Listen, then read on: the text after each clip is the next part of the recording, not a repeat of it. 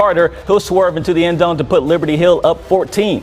Now, early in the second quarter, Noah Long will boot, scoop, and boogie another touchdown. Spoiler alert, though, you'll learn more about Noah later in the show. Panthers put on a show tonight and send Tybee back home with an L.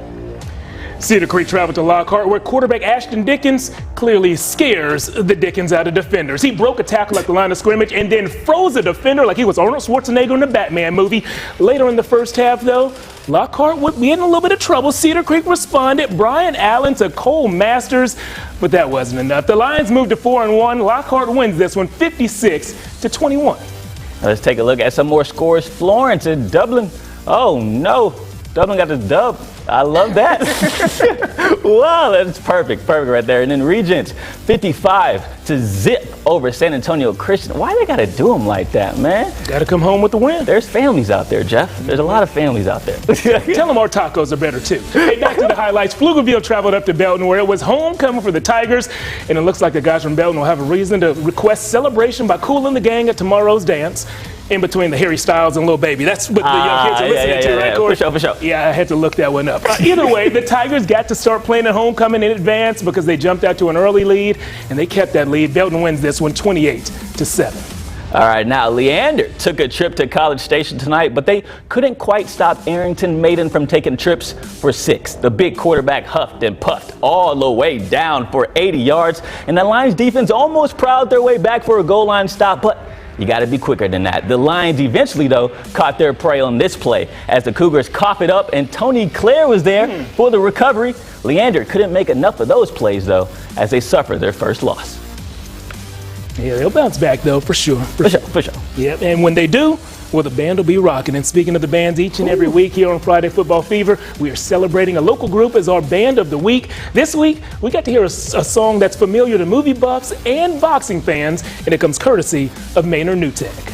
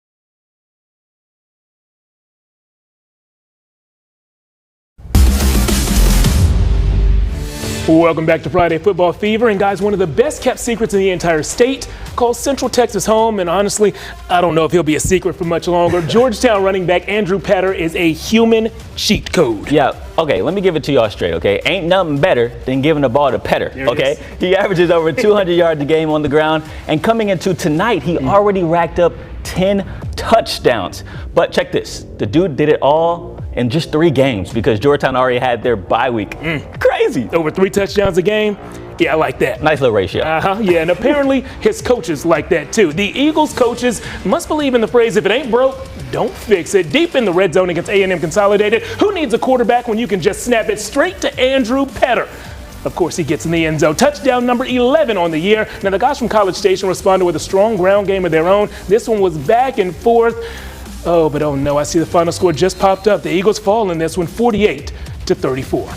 Swerving over to Taylor, where they took on a 1-3 Gerald squad. Now, Jeff, you can tell me this quarterback didn't say, forget this, I'm gonna just throw it up to Treos Richardson. He's down there somewhere. Oh, wow. Lord have mercy. He pulls off the moss for a duck touchdown. Now, they were quacking on defense as well as Jaden Rush rushes the quarterback for a sack. What a perfect name, by the way. Gerald would eventually win this game by 1 possession.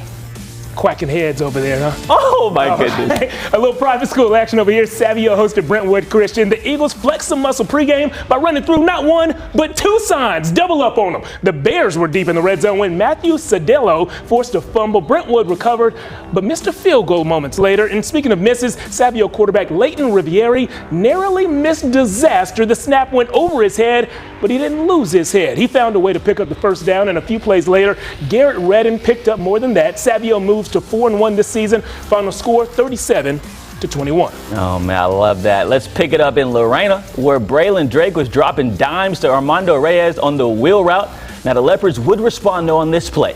This quarterback spins out a sack, chucks the ball up to Jaden Porter. Now they have him listed at 6'1", but this dude looks like a monster. He'll tumble into the end zone, sparking a shootout in this one. Now Reyes says, all right, let's run it back though, as he scores his second TD of the night. The Yeomen win a wild one, 48-44. All right, and speaking of wild ones, I got a wild proposition for you guys out there. I want to give away something free, and of course I'm talking about one of these Friday Football Fever t-shirts. Wow. So Corey, I'm going to ask you if you can go ahead and take a picture of me real quick. You got me. What type of angles you want? You know what I'm saying? Just the best ones. Only the ones that make me look great. Oh, that's every angle though. That's crazy. Oh my goodness, Get your friends like Corey. What I'm going to do is I am going to post this picture on my social media. That's Facebook, Instagram, and Twitter at Jeff Jones Sports. And I'm going to pick at random one person per platform who follows me and who comments on that picture. And I'll go ahead and pop one of these in the FedEx for you, and we'll get you a free Friday Football Fever t-shirt. Guys, don't go anywhere though. We still have some of the best highlights of the night straight ahead on Friday Football Fever.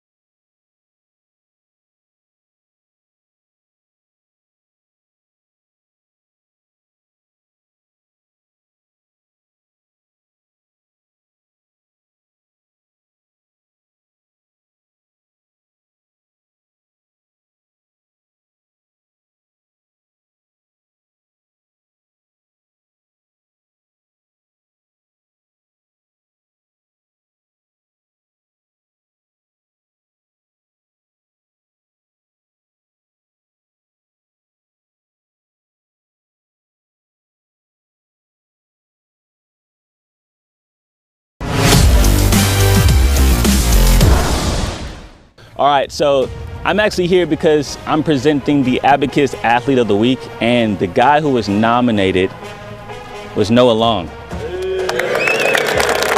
I got a plaque for you, Noah. Where you at, Doc? There you go. Congrats, Doc.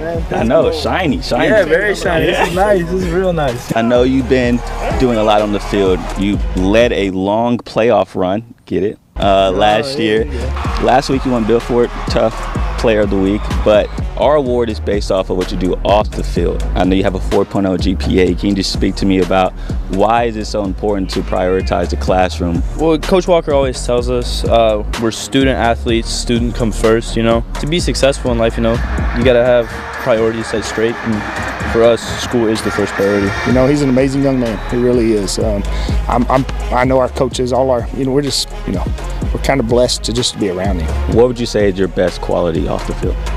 Ooh. Oh, I like that one. I'd like to say kindness, man. Just, treating everybody how you want to be treated. Just spreading positivity. Oh, they don't make him much better than Noah Long. He's an awesome young man. He's, he said it. He's kind. He spreads positivity. He's just an all-around amazing young man. All right, guys. Your boy Noah, give it up for him. Wow, now Noah Long was just a joy to be around. And Jeff, I hope that dad joke was up to your standards, okay? But no more dad jokes, but we do have more awards to give out. So if you know anyone who earns good grades, gives back to the community, and is just a great person, let us know about him or her. And yes, I said her, whether she plays football, volleyball, etc. We want to know about it. Just email sports@kvue.com. They could be our next Abacus Athlete of the Week, and we'll be right back with our Play of the Week nominees. KVUE Friday Football Fever Athlete of the Week is sponsored by Abacus Plumbing, Air Conditioning, and Electrical.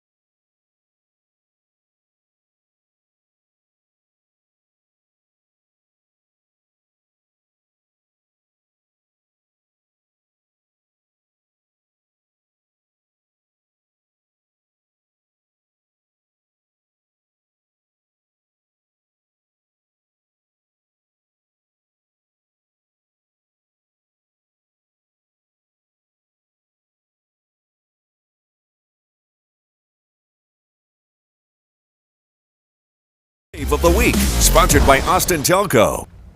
Welcome back to Friday Football Fever. Now, each and every week, we see plenty of plays that are worth watching multiple times. And tonight, we picked out 3 of our favorites as our Austin Telco Big Save of the Week nominees. Let's go ahead and get it started. And we begin with Lockhart's Ashton Dickens, who is listed as a quarterback on the roster. But I think they should change that to something like playmaker speedster or dude who's better than all the other dudes. That 40-yard score helped Lockhart move to 4-1 on the season. How about he's him? He's him. I like that. There we go. Over in where was it? Cedar Park. There we go. Eastview.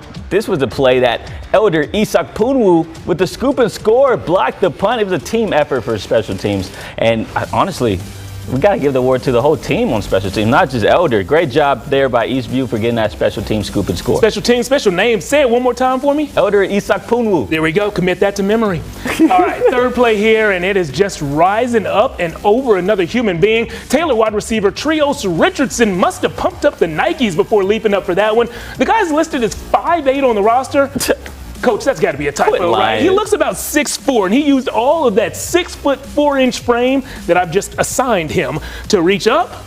Let's let the video play out. Boom, and make that catch. Guys, now that you've seen all the nominees, it's time for you to let us know which play is your favorite, and you do that by going to my Twitter page at Jeff Jones Sports. There you'll see a poll that I recently created with those 3 plays. You vote, we'll add them up, and we will reveal the winner Tuesday during the 6 p.m. show. And don't forget, tomorrow we are going to have full coverage of UT's first road game of the season, opening up conference play against Texas Tech. Corey, we have a few minutes left here. Let's just chat a little bit about that UT-Texas Tech game. Sounds good. Are there 1 or 2 things that you're going to be extra focused on during UT's conference opener? Yeah, for sure. I think the biggest thing will be Hudson Card. This could maybe be his last start before Quinn comes back. So how is he able to manage it on the road against a tough Texas Tech, not only team, but crowd in West Texas? Yeah. No, they're crazy out there. But will he be able to go past that adversity like he's been doing all season and have another great game? Yeah, you mentioned that crowd. I want to see what kind of factor, what kind of role they're going to play, especially with those young offensive linemen. We have a lot of O-linemen who are going to make their first road start, typically on the O-line in a road environment. You might see them jumping off sides and things like that. Texas has been a great team at keeping their penalties low. Let's hope they can continue to do that. Yeah, and see if those tortillas are on the field this time. Yeah, we'll have to keep them checking on that. For Corey and for all the photos that ran around town, for the producers in the booth, for the directors and everybody, I'm Jeff Jones. Thank you for watching. We'll see you back here next week.